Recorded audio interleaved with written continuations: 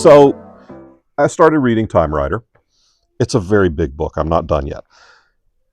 And I wanted to bring something up.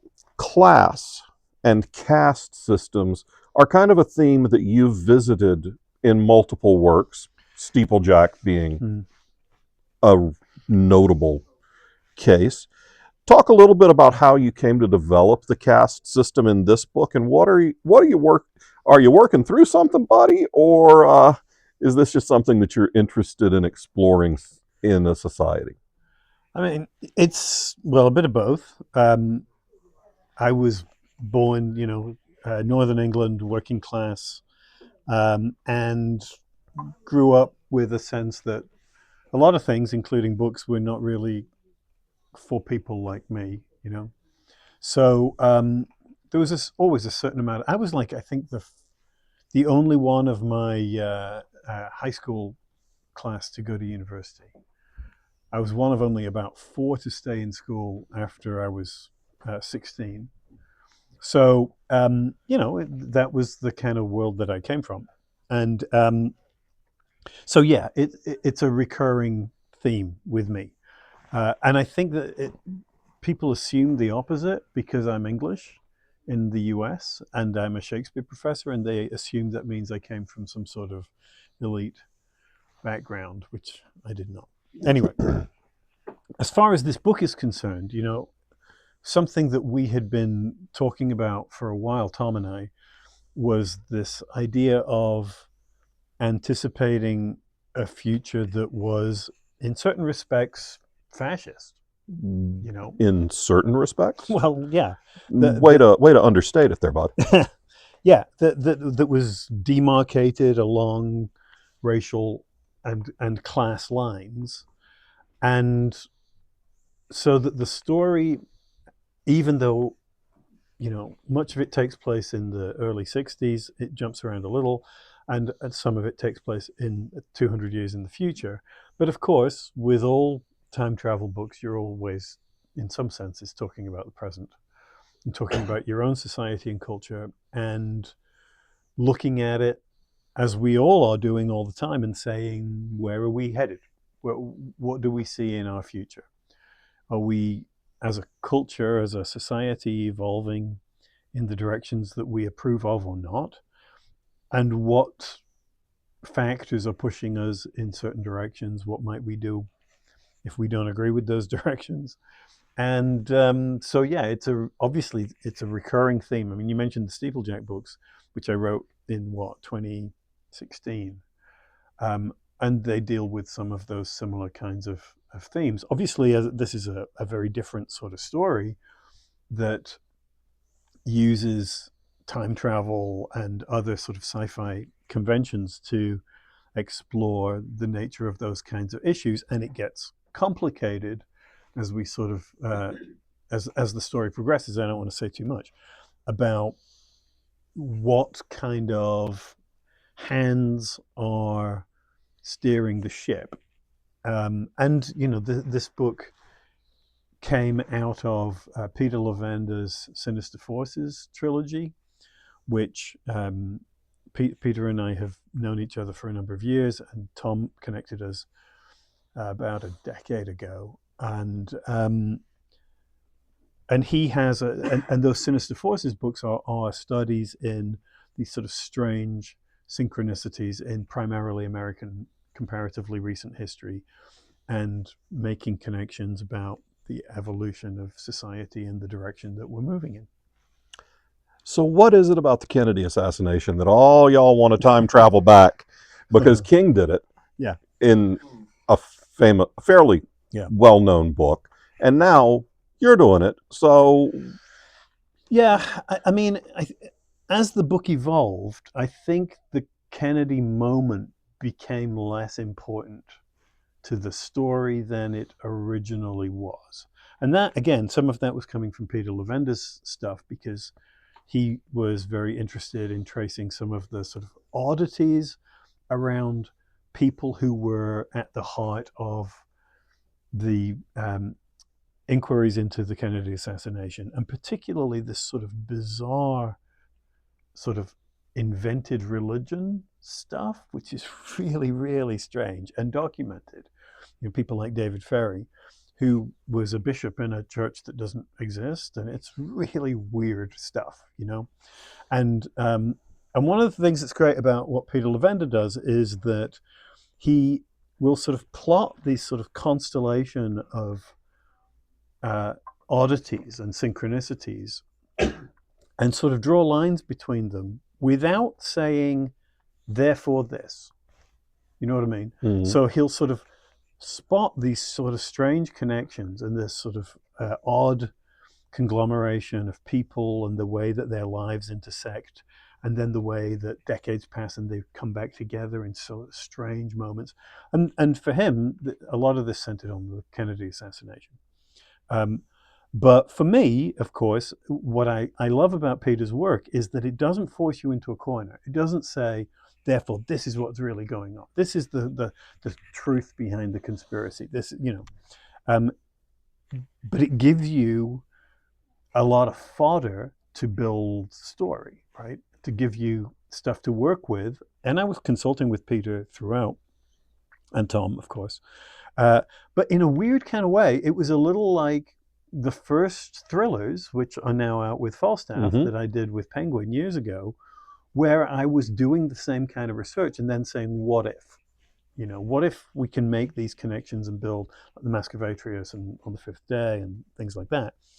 And Peter's research does the same kind of stuff because it doesn't demand that you say, oh, therefore it was the CIA, therefore it was the mafia, therefore it's like, that's not how it works. What he does is he picks up these little oddities, these sort of strange connections, and then says, what do we make of that? And as the titles of those books, Sinister Forces, suggest, there's something going on, but it's not as prosaic as saying there's a cabal running the world. That's not what he's doing at all. Now, how did you come up with the time travel mechanism for this book? Was it just watching Tron and Back to the Future back to back? No, it was trying to escape some of the redundancies and problems of certain time travel stories, which always operate on the assumption that you're on a kind of singular timeline and that you change something back here and then that changes the moment you came from. And then there's a kind of paradox loop where it's like, well, then how do I go back there in the first place, right?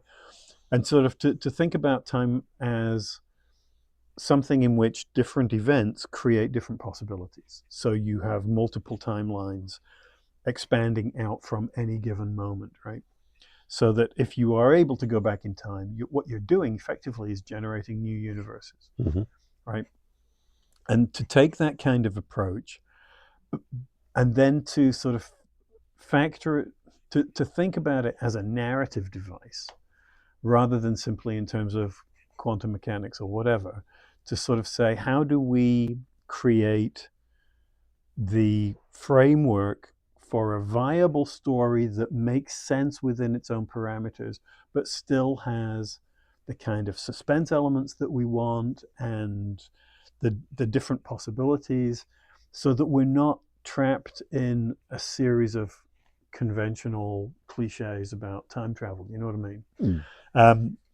And so, I mean, like, for example, I said, and I was going back and forth with Tom and Peter early on when we were first planning out the book. And I said, we need to make the time travel hard. It can't be something that you can just do.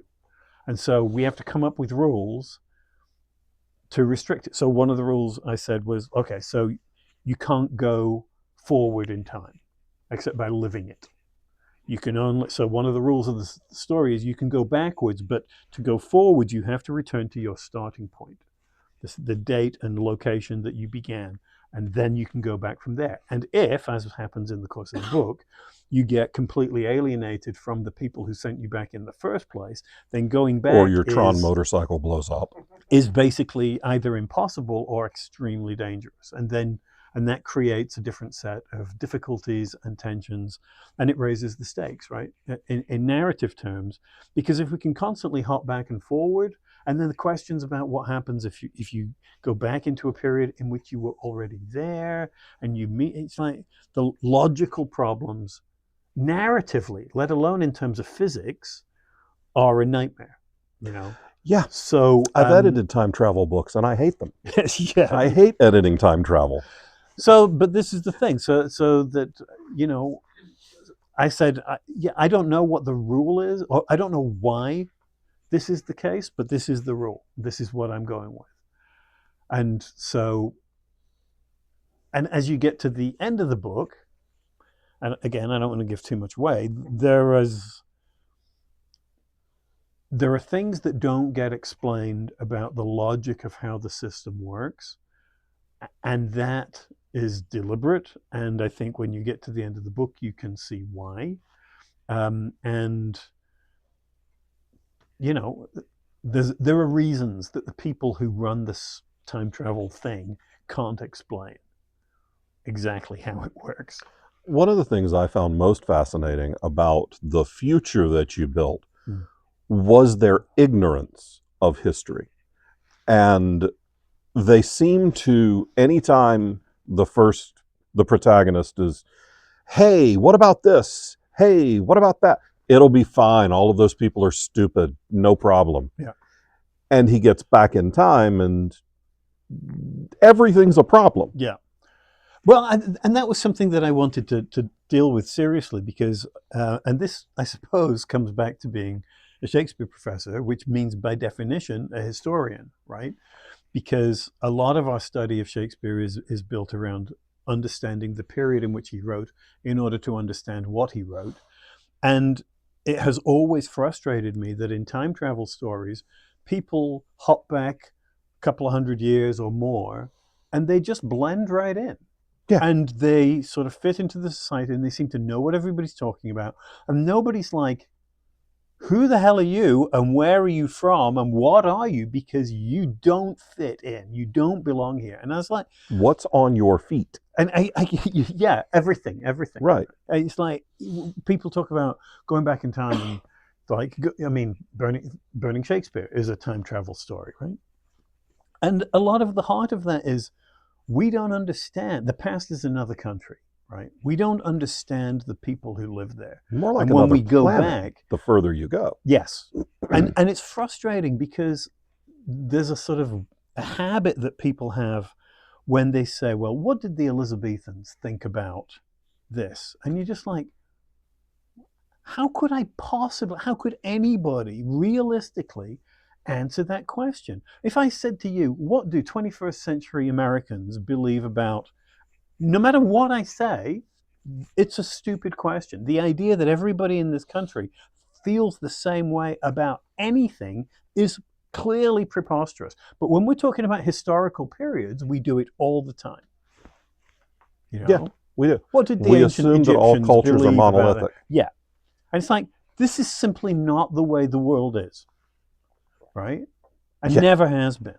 But we simplify it because that makes it manageable. And we can then create this kind of evolutionary teleology about our own evolution, you know, our own development, which is clearly nonsense. So I just did edits on a book that was a time travel book. Fortunately, there was only one jump and then one jump back. So, but this book was set 1.5 millennia ahead of our time.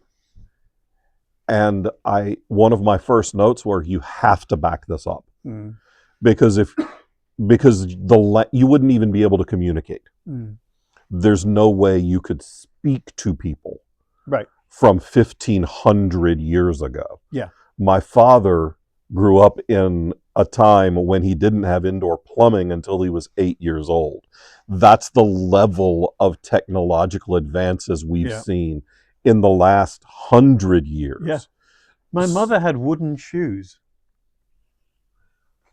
The whole family had wooden shoes. They wore clogs routinely. And you're just like, what? How do you have wooden? I mean, it's absurd, right? But this is kind of what I mean. Yeah. It's like, and part of the point in this book is that because of the way that the future thinks of itself as this sort of hyper evolved, perfect society, there is a built-in contempt for the past, for previous societies. So when these people are sent back, they don't have the information they need to survive. They don't understand the difference between 1962 and 1985 because it's ancient history. Right. And it doesn't matter to them because on some basic level, they think that the people who lived there are sort of beneath their interest. So that information has been lost. They don't Intentionally have it. in this intentionally. society. Yeah. And there have been wars and cataclysms and various other things. But the bottom line is they don't think it's worth knowing. They think that this is a barbaric period. But then when they're sending people back into it, it's like, of course they can't function. Of course they can't blend in. Of course they cause absolute havoc and pandemonium everywhere they go because they clearly don't belong there. And I really wanted to do that because it never happens in time travel stories. No, it doesn't. Not in any meaningful sense, So, well, it certainly does here because Yeah. these people, from the jump, the whole first chapter is a time traveler. Spoilers. It's friggin' chapter 1. You can read the sample on Amazon. But the whole first chapter is a time traveler getting offed because he doesn't fit in and he's frankly a dick. Yeah.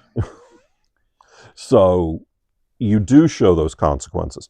Now, what's your history reading and studying dystopian fiction? Because this future very much checks a lot of the boxes of dystopian literature, from Zamyatin to Orwell to Huxley to some of the more recent.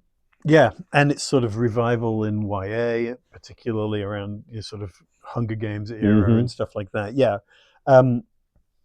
And I think the Huxley's a good connection because in some ways, one of the things with dystopian fiction is that the trend, particularly in the YA stuff, is that the arc of the stories is always somehow to fix the dystopia, right? And it's like, I don't want to do that. I don't want to do a dystopian story where everything is about fixing that world and the things that are set up are so clearly preposterous in order for our hero or heroine to be able to then, sort it all out. So yeah, there's... And it does something seem of to that. throw back more to that late 20th century dystopian fiction where it is just an examination of the society and frequently a condemnation of it as well. But it isn't answering the question.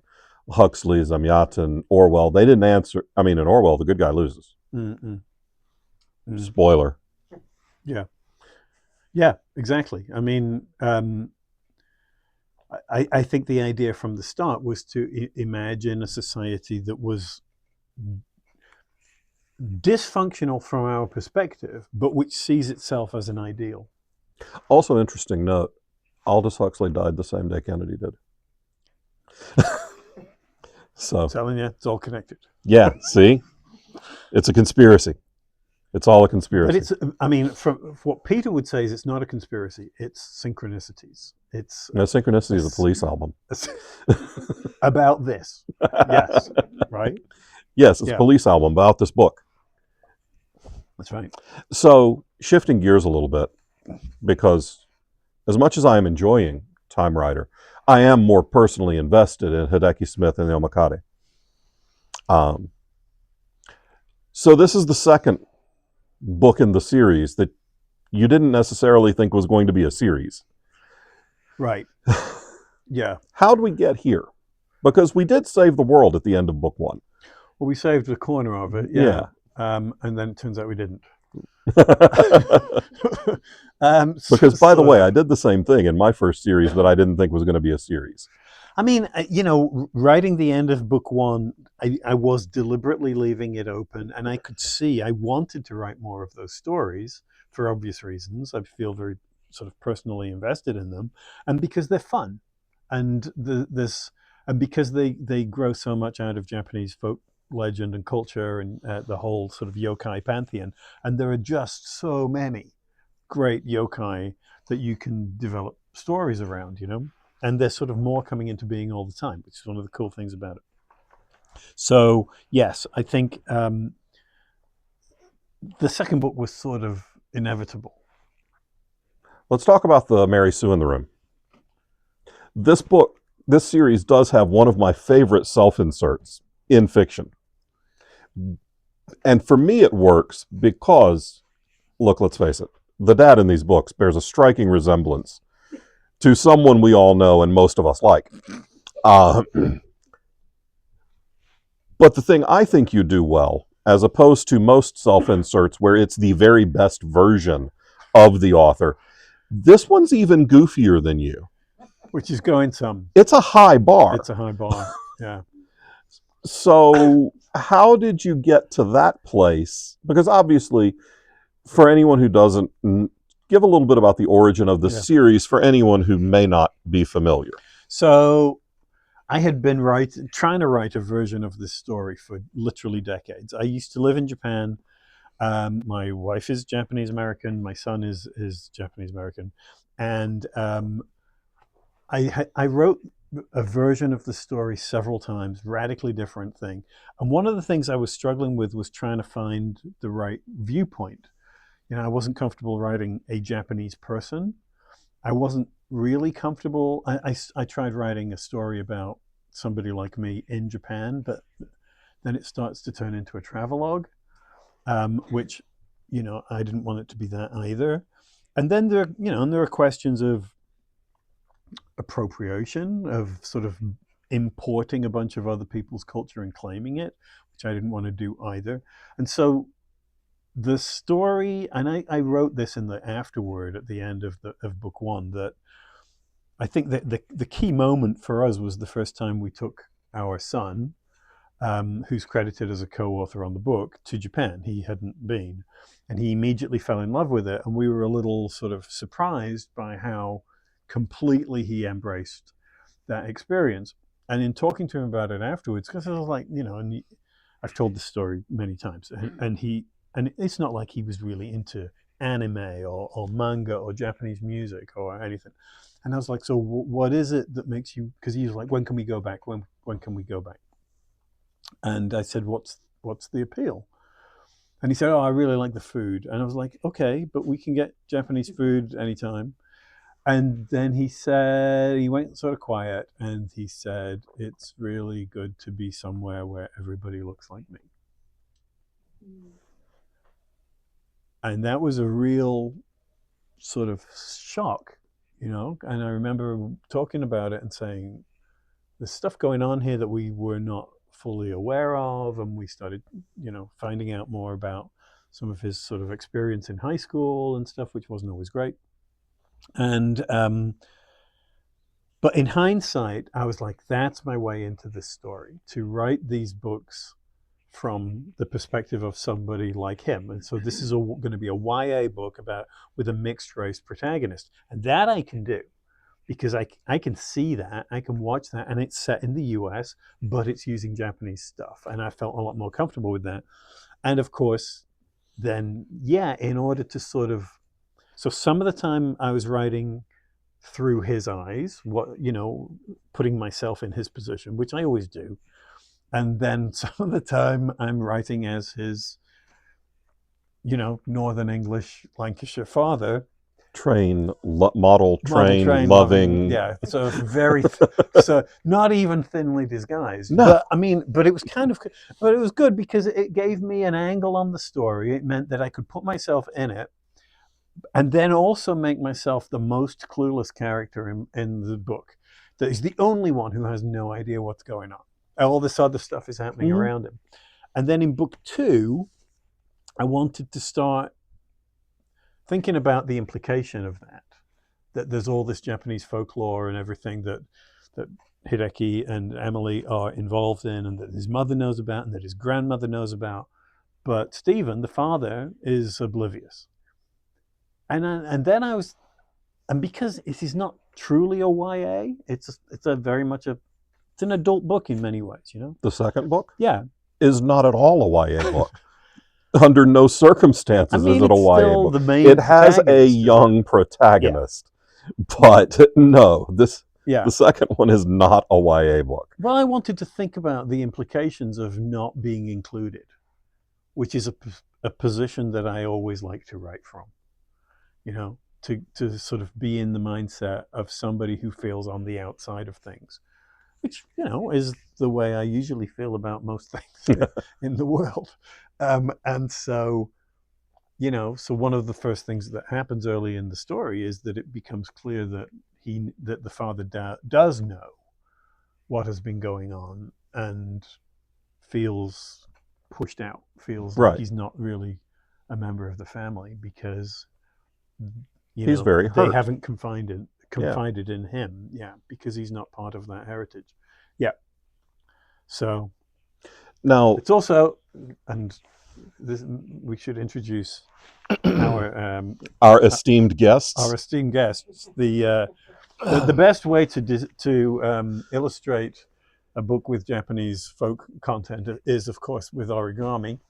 So we have got a large number of our main Of very creepy friends. the Omukade of the title is the yokai version of one of these guys, which are the giant Japanese centipedes, which are massive and terrifying. But the yokai version is considerably more terrifying. Do Japanese centipedes get that big? They don't get quite this big. They get about this sort of size. They can I'm be like never, a ever. foot and a half long. If you look it up, the mukade, drop the O off the regular centipede is called a mukade, Oh, I thought and that was they an are opera. and they are big and scary, and they're all over Japan. Yeah. I thought all of the things that wanted to murder everyone were in Australia. Now I'm very disappointed. I can now visit no island nation ever. I'm now afraid of all island nations. Yeah. Now, Aren't these cool? those are fantastic. The big one, the really scary part is the underneath of it. It looks like a cockroach or a lobster or something. Oh, yeah, it's terrifying. It's horrifying. Now, there are sections of the second book. Most of it reads like an urban fantasy, which is a genre that you're well versed in. You've written several things that fall into that. But there are several chunks of this that read like a straight horror novel. Have you branched much into real horror before this? Not really. No, I've done a couple of things that I would call sort of psychological suspense. I mean, I wrote, you know, the ghost stories, Cold Bath Street and Written Stone Lane, which are occasionally classed as horror, but I don't really think of them as horror. They're creepy and they're sort of suspenseful, and they involve the supernatural, but I don't really think of them as horror. Likewise, the Cathedrals of Glass books, which is one of the other series that I did with Tom, which are sci-fi, and again, I think of them as sort of psychological suspense, but they have horror elements to them. But no, for the most part, not really. And one of the things I like about writing these books is that while the majority of the story is in first person from Hideki's point of view, there are those interlude episodes that are very cinematic. And those are most of what I would classify as your horror chapters. Yes. Yeah. Events that usually that Hideki is not part of, seen from other characters' perspectives, where they encounter something very strange or scary or whatever. Yeah. Was that intentional when you started out, or did it just kind of get there and you're like, okay, well, there's a lot of giant friggin' centipedes. There's no way to write this and it not be horror. Yeah. I mean, I'm sure I told you the origin of this story was she's looking terrified already. She knows where this is going. But this was right after the pandemic. We were taking our first trip, and it was me and Fanny and Sebastian in the car. We were doing on I-85, doing about 80 miles an hour, and suddenly, we were going to Charleston, and suddenly there's a scream from the back of the car, and my son, college age, Mr. Cool, Not shrieking at the top of his not lungs. typically screamy. Not a screamy kind of guy. And I'm trying to drive, and there are cockroaches coming out of every vent in the car. Oh yeah, that's horrific. And I'm driving, and they're going across the windshield, and they're on the roof, and they're in my hair, and they're Now that's why you no longer have the pandemic hair. yeah, it was. This man was British Thor for 2 years, and Yeah. now I know why he cut it. It was intense. So yes, we survived, and we eventually pulled over and spent a lot of money on Raid. But at some point, probably we weren't using the car very much, and they had nested in the car, and there were dozens and dozens of them, and they were, you know what roaches are like around here, big and scary, you know. And it's something, I've always been fascinated by animals in confined spaces with people. You know, it's one thing to be outside, but it's another thing. We once had a baboon in the kitchen. Excuse me? Yeah. What city was this in? This was in what was the name of the place? It was in mountains in South Africa. This was when I was writing. Okay. And I assumed it was Atlanta. There were, and we had a little cottage. And when we moved into the area, they were like, "Watch out for the baboons." And we never saw a single baboon the whole time we were there. And on the very last day, I left the door unlocked while I was loading the car, and I went in, and there was a baboon on the kitchen counter eating sugar packets for next to the coffee maker. And I swear to God, they watch. They were up in the hills, and they watch, and they can see when you've left the door unlocked, and they come in, and I'm like, "Get out, baboon! Leave my sugar alone!" And the baboon's like, "My sugar!" And you were like, "Yeah, you're sugar now, buddy. You want some coffee with that?" But it is it's a particular experience being indoors, right? And it's something about being in a human space with something that doesn't belong there that I think triggers some ancient alarm. You know, there's some sort of primeval. The wolf has gotten past the campfire. Yeah. It's in the cave. And it's one thing for I mean, I'm not a big fan of cockroaches and things at the best of time, but it's very different to have them swarming in your car while you're driving. I really hope I never find out exactly how different that is. Yeah. So we're running low on time, but I do want you to tell folks a little about the different editions of the first Hideki Smith book that we've got now, and kind of how those came about. This never ever happens, right? Usually, if you write a book and your agent will shop it to publishers and to foreign publishers and so on. And if a foreign publisher chooses to buy the book, then they will hire a translator and so on. And I've had a number of books go into foreign editions that way. This did not happen this way.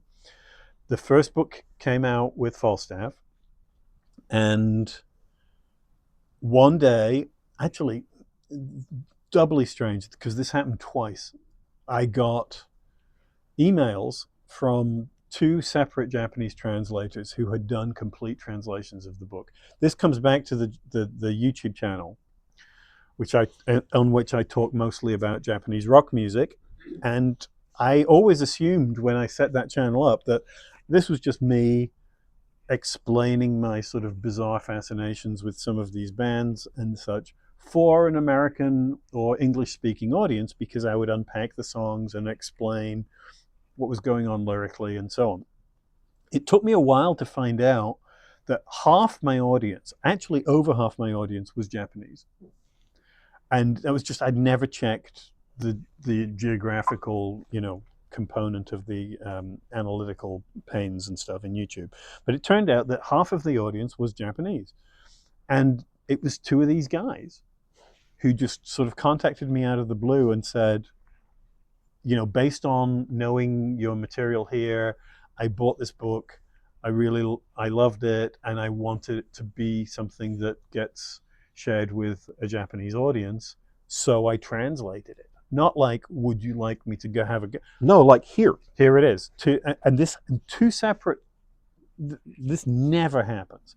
Two separate people contributed two complete translations, and the one that we went with in the end, Niwa-san, who is a script supervisor for Star Trek in Japan, and he publishes novelizations and things based on the Star Trek materials, and he and I have been corresponding a lot throughout that process. And we have not just a Japanese edition, but a Japanese and English bilingual edition. And he has been, the YouTube channel, if you now has a ton of stuff related, much of which he has generated, including a range of dances done by professional dancers in Japan, each one inspired by a different yokai from the books, and filmed at Nagata Shrine, which is like 1,800 years old, and it's just pretty amazing, wild stuff. So yeah, it's pretty cool. All right. Hey gang, thanks for watching. If you want to make sure that you get these videos as fast as possible and get notified every time a new one comes out, the best way for you to do that is to join the channel and become a member. So you can have your name listed right here, just like these awesome members. And also like, subscribe, ring the bell to get notified, and all that jazz. If you want to learn more about my books and the stuff we publish at Falstaff, click the link in the description to join our newsletter. And I look forward to seeing you at a convention or just out here in the internets. So, Team Derpy Tiger for life. Bye.